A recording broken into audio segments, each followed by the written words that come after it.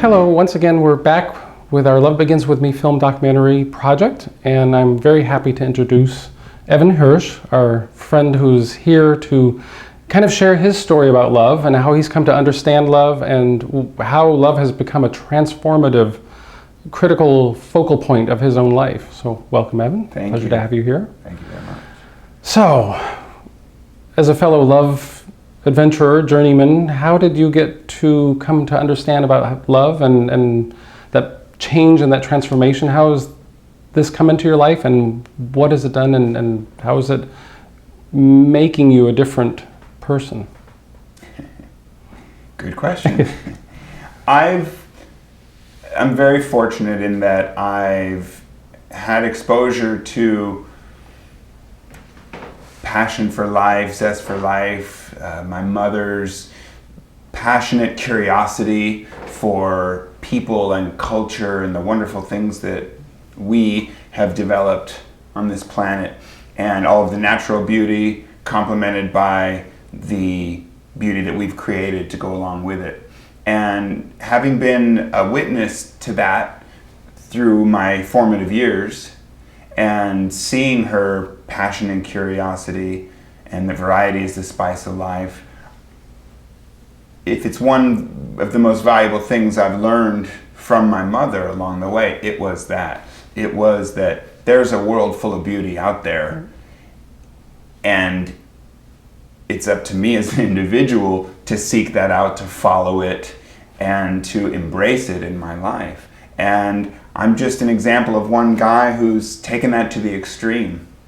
And I realize there are gazillions of things happening in the world, or gazillions of bits of information out there, but the bottom line is, what are we focusing on? What are we paying attention to? In the fifth agreement, the Ruiz father and son talk about the attention being that place where everything enters the brain and comes out of the brain, what I call reception and transmission. And so where do we focus our attention becomes the underlying question to everything. Even if it's with one person, am I paying attention to the negative things you are putting out or the positive?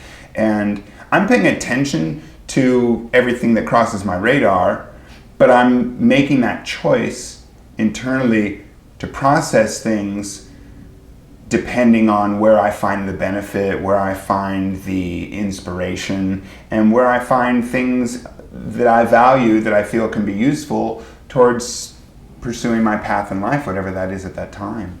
And again, I just feel very, very fortunate that I was raised in the way I was and exposed to the things I was, and that somehow by some miracle, whatever you want to call it, I sort of caught the bug, and then I follow this path.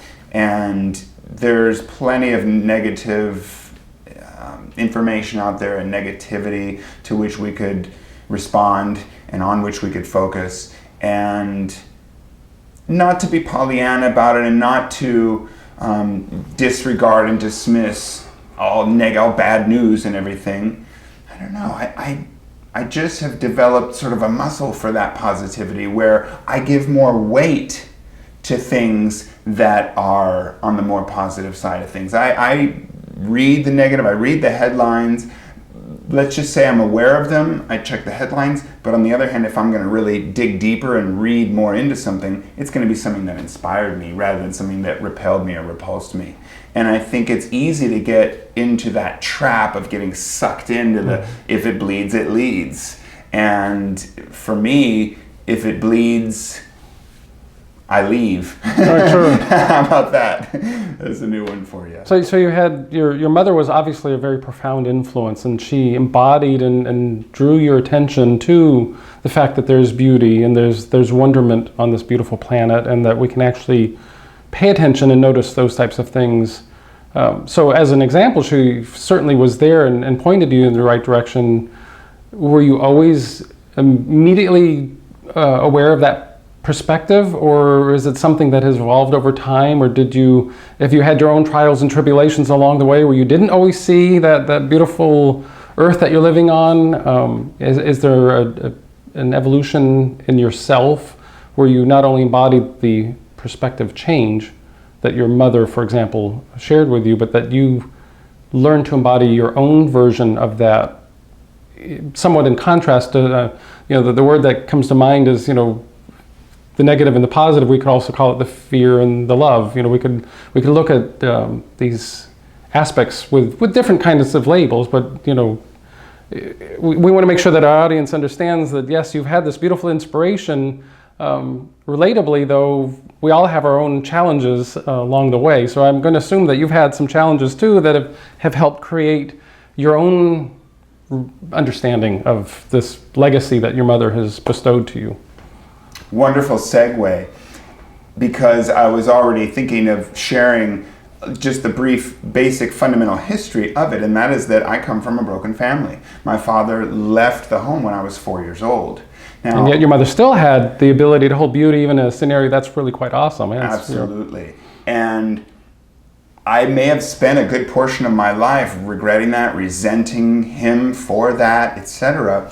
But ultimately I came around to recognizing that what is, whatever happened was obviously meant to be because it did happen, and that whatever is in my history is exactly what led me to where I am right now. And I've felt for many years where I am right now, wherever that was, in the now moments of that history, was a wonderful place to be, and that I was very content at being there and comfortable in my own skin.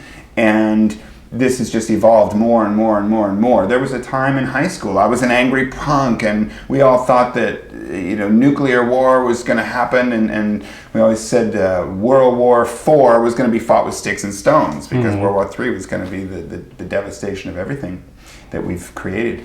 And there's a time and place for that. Obviously that needed to happen to get me to where I arrived at this moment, which is still ever evolving. And it's in very recent years that I have really harnessed this positivity, this recognition of the love, this embracing of the negative, this embracing of the totality of my history, including a father leaving and a mother's grieving over that, and my helplessness to help her heal, and my struggles even with her to get along and find our way and find our places with each other as a family who was so disrupted. The middle brother going off with the father and stepmother, the older brother going off to college across the country when I was still quite young, 7 years old, and then being raised alone with a single mother at that point. And it sounds so funny to say it this way, but I'm grateful for all of those things happening. As bad as we think of divorce as being, and as lonely as it is generally perceived to be, not in a loving relationship, as my mother had never really found that one after that. And which is a side note, but interesting, in talking with my father about this years later, he says he always thought that she'd remarry. He always just figured she'd remarry, that she'd land on her feet, and she never really did. That was one element that was really a void and missing in her life. And yet, here I am today, a living testament to the power of perseverance, the power of love itself, and the power of our minds to adjust and adapt. And the way I describe it is this connection between our heart and our mind, that our hearts are pure love. Obviously, it's in there. We know love for someone, for something, for some music, for some animal, whatever it may be, for nature, or for technology or things we've created, anything, a love for pizza. It doesn't matter. It's that connection with the heart when we're saying, ooh, yeah. And we all know that feeling, no matter how angry we are or how negative we may be. And so the way I look at it is there's this cloud of fear that disrupts that connection and becomes an impediment to us getting back to basics, what's in our heart, and being attuned to it and inspired by it and basking in the glow of it. And I've just developed a really powerful skill for just blowing away that cloud of fear. It happens. I feel it. I'm not Pollyanna, panacea, everything's just going to be fine, just think positive at all. I'm a sensitive person, and I'm no stranger to those feelings, and I'm not immune to them. However, I recognize them for what they are. I call a spade a spade. I take what I call an emotional pulse, and I recognize, ooh, that frustrated me, or that repulsed me. And yet, okay, that was frustration and repulsion. That's not me. What's in my heart? Love, pure love, unconditional love. However, so many of us aren't aware of that, haven't developed, again, that muscle, that skill for seeing through it, for blowing it away. And one of the real tricks that I've found that I love is applying the intellect. It's like intellect over emotion. And that I recognize what that was, and I think, well, wait, why was it there? What can I learn from it? How can I rise above it? How can I persevere despite Introducing it? choice. You're giving yourself a choice that you have more than one reality, that you can actually, you don't have to stay stuck and mired in a particular perspective, that you actually can step back for a moment, look at multiple perspectives, and then realize that they're all interrelated and they don't carry that black or white, do or die kind of ultimatum. Let's put it this way, I've definitely used my golden key of willingness to open the door of choice and explore around and swim in that pool and blow bubbles and do handstands at the bottom of the pool and all that fun, do cannonballs and splash everyone, all that fun stuff. Then when we realize really the power of our choice, right, and how much control and say we have over even what we think, and certainly how we respond and what we transmit, and that ends up becoming some of the most important part of it. Try it. Immerse yourself in negativity. Be around people who are constantly berating you or bemoaning the circumstances of life on earth as they are aware of it, and try the positive.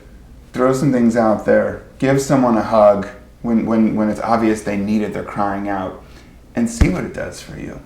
Well, we of course have friends like you come along because we're inspired by your life, by your extending the legacy of your mother, in fact, and expanding it. Going beyond even the difficulties that she would have had and moving beyond it. We also want to share with our stories this recognition that it's not just a sense of, oh, I hope my life will get better, is that we can have a real sense of involvement, a real sense of awareness in that. In fact, that is what it takes, because why I'd ask you, at first it always sounds like when we've come to these levels of understandings for ourselves, it has become kind of easier for us because we've done some of that initial work. We kind of tend to forget, some of the difficulties we've gone through and the choices we've made and the courage we found in ourselves to look at life differently. Part of why we like sharing these series is to show that this is something anyone can embody, understand. Yes, it does take some effort, but what's contrary is to continue to stay mired in that negativity, or to continue to stay focused on things that are external rather than embodying our own personal power. So we appreciate you being here, and as I thought of with, you mentioned a couple of your brothers, and not to hone on their specific stories, but I would venture guess that of the three siblings, each one took a different path. So each one had really ultimately the same choices, and for whatever perfect reason, you realized that you could choose differently. That you could stay stuck in the what was, or you could say this is what is, that's what was, and here's where I'm going. How would you encourage, based on your experience, to tell the audience, the people that will eventually see this video, encouraging them, inspiring them from that heart of heart, realizing that you've been there, you've done it, and it's worth it. But are there any tools or techniques or things that you can share with our audience that can say, well, these are some of the things I did along the way that moved me from fear to love, from negativity to positive, it's something that our audience would actually be able to say, oh, not only is his story inspiring, now he's also giving me some tips that I can go try out for myself. Here's what I want to tell your audience. It's all about connection. It really is. In Maslow's hierarchy of needs pyramid, the foundation base is about survival, physical needs. And I think we've shown in so many ways that we've lost track of that's maybe not necessarily what we carry as our fundamental primary need that we're pursuing, and that really it's connection. And that we'll stand out in the freezing cold if it's going to give us connection. We'll starve ourselves for days if it's in the name of pursuing a connection. And when we actively pursue that and we reach out for those connections, it's inspiring, it fills our heart, it compensates for all the negativity to which we're exposed. It heals the wounds of having been aware of those things, all the ills of the world, we could call them, and the motives of people who are corrupt or who are selfish to the point of causing harm to others. And there are enough beautiful people out there who care, who get it. There are enough good things happening out there, but we're not always aware of them, and we're not attuned to them. Mm-hmm. And that connection, that real heart connection, again, just go back to the simple hug, the simple embrace, and the physical connection of humans to really nurture us through that. And that's been a common thread in my history. You call me the love guy. I've always been friendly and social and outgoing, and I understand that there's that big elusive question of nature versus nurture. Is it in my DNA that I was going to be a happy, friendly, happy-go-lucky kid, or did I learn maybe from the affection that my parents gave when we were in a complete home, and the affection that my mother continued to seek out when the home became broken, that I followed in those footsteps? Maybe in my case it's a little of both. Maybe I'll never know how much of it was nature anyway, but the nurture was certainly there. And I love the sweet irony of a broken home being the impetus to seek out more connection, and the finding of that connection is what has really fostered and nurtured my spirit, if you will, to be on a more positive track. I can recall my mother taught at the local community college, and when I was, say 10, 11 years old, I was her little helper, and she taught in the California History Center, and she would send me over to pick up her mail from her mailbox or make copies, and we did all that in an administrative office. And all the ladies who worked in that office knew me, Betty's son, and he'd come in over, and I would hug all of them. They all just adored me. What can I attribute it to aside from just my openness and my willingness to literally and figuratively embrace people and be open with them and be not be afraid of connection.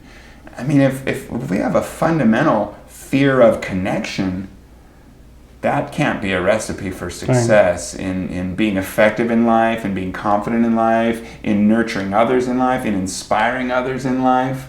I'm sometimes a little amazed how people who are quite cruel or abusive tend to attract people, and that people will gravitate towards them. I still haven't really figured that one out, except for the kind of if it bleeds, it leads. Fear is fascinating to us, but I watched a documentary about this monster. He was molesting and abusing everyone in his family, and he's on his deathbed, and they're all surrounding him. You would think those people would be abandoned and shunned, and then I know personally so many of the sweetest people you could imagine, and they're in their elder declining years, alone, housebound, and isolated. And boy, I will promise you, seek out those people, show them some love, give them a tender hand, and watch the miracles happen for yourself. So in many ways, the as you said, the impetus of broken home, and then of course a bit of a catalyst, a legacy of your mother to show you beauty. In that impetus of a broken home, you actually realized, and I'm kind of stretching it here, but your family became a global family. In other words, everyone on the planet became your family, as opposed to just the nuclear or the micro. And in reality, you realize what didn't work there, you could have just kept it within the family, or within the family unit, or within the extended family unit. But in fact, you decided that, which is really why you're on the path you're on now, and sharing all this wonderful information and the insights and inspiration, is the very thing that you became probably unexpectedly aware of is that, wow, we are one family on this planet. In fact, if I do this with everyone and share this with everyone, all that brokenness will be healed. That you'll extend yourself and carry that legacy forward. Now your family you're not trying to just help your immediate family. You're actually looking in every direction, in every step that you take, every place you go, you're encountering more family to hug, more family you're making that initiative. And that's really what we're sharing here is that, and what you've just said is that it is up to us to make the initiative. It can be, we understand it can be scary to be vulnerable, to be intimate, but what else is there? Lock yourself into a little room, just hide. So if somebody that is locked in a little room, maybe it's us that can extend that. And if we are the one that's stuck in a little room, maybe we need to open up the door. In other words, we need to make that connection, that very fundamental connection back to ourselves and each other. I was giving a talk yesterday on my material, Doing Love, and I talked about surrogate family, and how I've just naturally gravitated toward that in my life. It's interesting how I've done things that have just evolved organically without knowing or intending to do them, but when I look back at them, they make sense, and I realize I've been on this path all along. And so this seeking out of surrogates has been a wonderful experience for me to connect with really good people all over. My father said at one point, actually a former partner of mine said, you can choose your family, you can choose your friends, but you can't choose your family. And I said that around my father one time, and he said, well, of course you can choose your family. You grow up when you're 18, and then you're on your own, and then you choose your own family. You partner with whomever, you might have children, whatever it may be. And those perspectives, they're all correct, and they're all not. They're just people's versions of reality, their perceptions. And what you were saying about the global family, I think takes what I was saying in my talk yesterday about surrogates one step further on that path. Is we are one, we are all family. And it doesn't stop at the humans either. Absolutely. We're so deeply intertwined and interconnected with everything in this bubble, I call it the terrarium of our Earth within its atmosphere. And I think that it seems obvious to me that the more we embrace that, understand it, accept it, and embrace it, and live with it as our guiding force, the easier it will be to connect with people. The easier it will be to walk into the nursing home or the bedroom of that isolated person, and the easier it will be for people in that position to do, as you said, the reaching out for connection that they need as well. It's so important, obviously. So, in your life, I would imagine that you would necessarily credit your awareness as really, literally the awareness.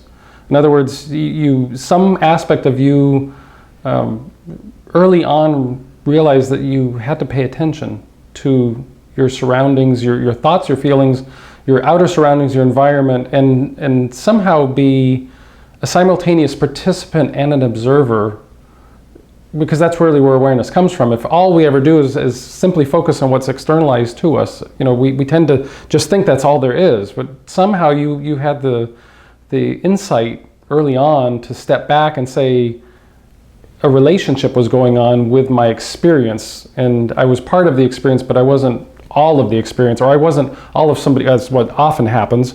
We tend to be all of somebody else's experience because we tend to get caught up in dramas. They might be our dramas, they might be somebody else's dramas, but taking that deep breath, taking that pulse, taking that step back, that must have been something that triggered early on in your life, and it must be kind of that background, shall we say, background program that's always running, that you're always kind of being aware. And you said sensitive, you're sensitive to the energies around you, but I think that awareness is such a vital part because it is a broader sense of being.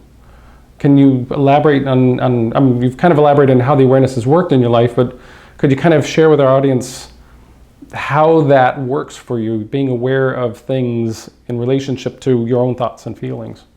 Well, I talk a lot about my training in acting and in screenwriting, storytelling, human behavior, story as a metaphor for life. And in acting, they say acting is reacting. And so it takes active, engaged, attentive listening to be able to respond truthfully in these imaginary circumstances of a scene, of a movie, of a play, whatever it is. And so it's a matter of sensitivity, and it's a matter of paying attention, and it's a matter of getting a read on people. Not just what they're saying, the words themselves, but to look through the words at what was behind them, what was triggering them. Was it fear? Was it love? Was it negative? Was it positive? You know? What did they want? How were they trying to make me feel? And why would they want to say what they're saying in an effort to try and make me feel whatever that was that they were after? And so in acting, we call those doings. What are we doing? And of course, why is an even more important question. And as we develop that skill for identifying those things, then we can be more attuned to where people are coming from. And I believe, in my experience, it seems like the more attuned we are to that, the more effective we can be at addressing that, at nurturing them. Especially, people are crying out. We live in an oppressive environment of overload of information, overload of negativity. Busyness, constant busyness. Busyness, pressure to perform. There's overpopulation, and competition is fierce, and we have limited resources, and we're all vying for our piece of the pie, as it were. And so it becomes challenging to just strip it down to the simple recognition of another human being and what's in their heart, and what are we both doing here, why have we come together, and what do we have the potential to create when the synergy happens of us both firing on all cylinders, and that the whole is greater than the sum of the parts, of course, the definition of synergy. And so for me, it's a matter of a more attentive, more attuned recognition of that person and what they're after. And so often, I find we're crying out for not just attention, reassurance, obviously connection, and soothing and healing.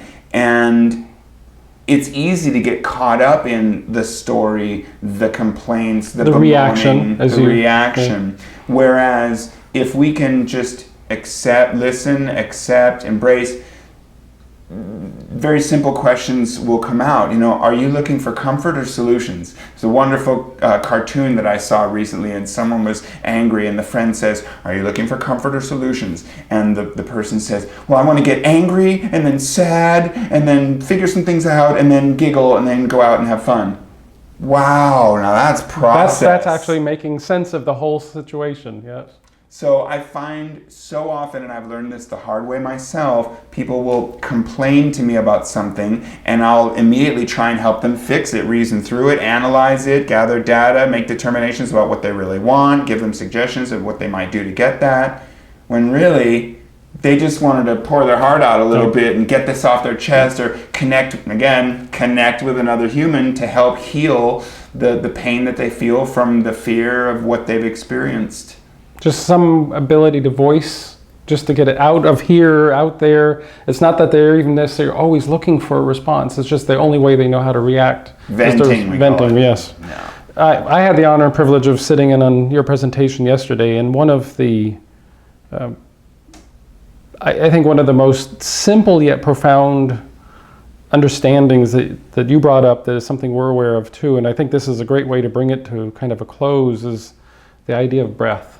Because a lot of what we've been talking about, and I think one of the greatest, simplest tools or remembrances, or whatever you'd like to call it, is the breath. And you did such a wonderful job of describing that to the audience yesterday, and the impact and the power. And I would kind of like to, encapsulate it on that, because I feel like with that notion and a little bit of explanation there, we can leave our audience with, probably the first step. From here on, once they go beyond the video, they can actually say, oh, I can try this, and all of a sudden all the other stuff will come behind it. So elaborate for us today on this power of the breath, as you so wonderfully stated yesterday. I'd be happy to, of course, Harold. The bottom line, and something I'm sure we can all agree on, is that breath is the source of life. If you want to stay alive, keep breathing, number one. So keep eating, keep sleeping, but keep breathing. Keep breathing, because without that, you don't have to worry about the eating and sleeping. Well, I also pointed out this interesting fact that there are a number of involuntary activities going on in our bodies at all time. One of them is circulation, and that happens no matter what. But can we stop our heart from beating with all our intention, musculature? No, it doesn't. I can't. I don't know, and I've never heard of anyone who can or how that technique is. But I can certainly stop my breath.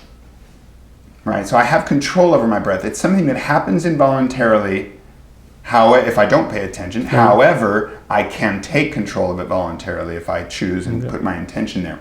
And so this wonderful miracle of breath that's keeping us alive, deep breathing, you can do your research on it scientifically if you like, but you could just take at face value that deep breathing has an innate ability to lower blood pressure and to calm the mind. I'm sure if you look at any meditation technique, they probably include some breathing awareness.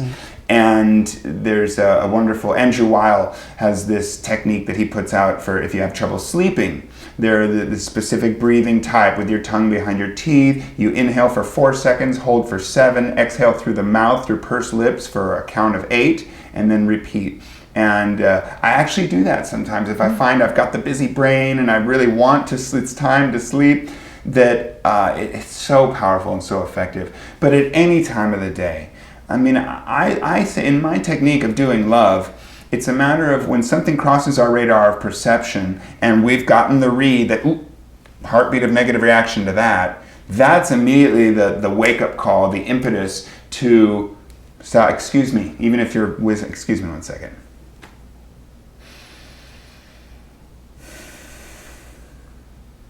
Okay, and what are we trying to do? What do I want? What's our goal? How can we connect here?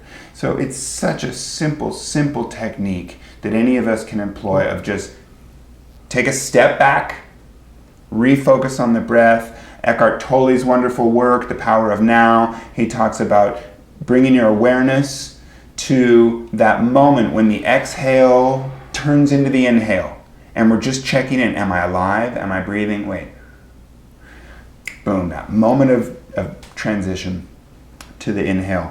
And when we check in with that, when we devote our attention to that thing happening, we're no longer paying attention to that thing that caused us the frustration to begin with. It's our little escape, little checker. We do so many things to escape, from entertainment to drugs and alcohol to music to nature, etc., to sex, to all these things we do to escape the brutal realities that we're so aware of in life, especially with media and everything and other negative people.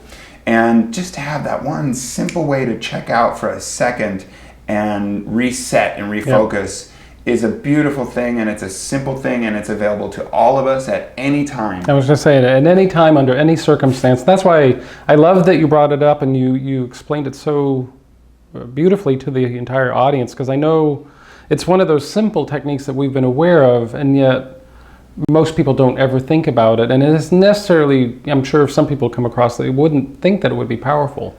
But that disconnect is, for that moment, that taking that reset, that breath, really does give us a new perspective. It brings us into a new moment. And now, rather than constantly reacting, or forcing, or, we can come from a different space. And I would say that really kind of brings the whole picture together, because it's saying, we have a choice, our awareness, we can pay attention, we can be more alive, more present, happy. I mean, it's really, these are all choices. We may not have had the legacy of a beautiful mother like you did, who bestowed that, and yet, with or without that, it's simply just stop and go out and look at the sunshine.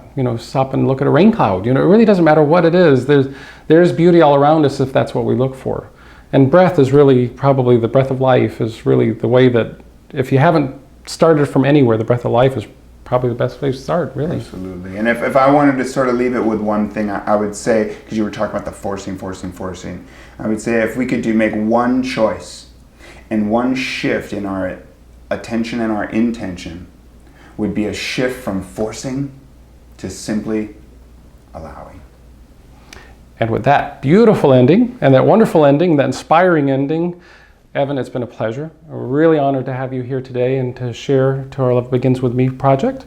And we thank our audience for listening and look for more of our videos with other interviews also to get inspiration. And I hope we have you back again sometime soon. Thank you so much, Harold, and much love to everyone watching.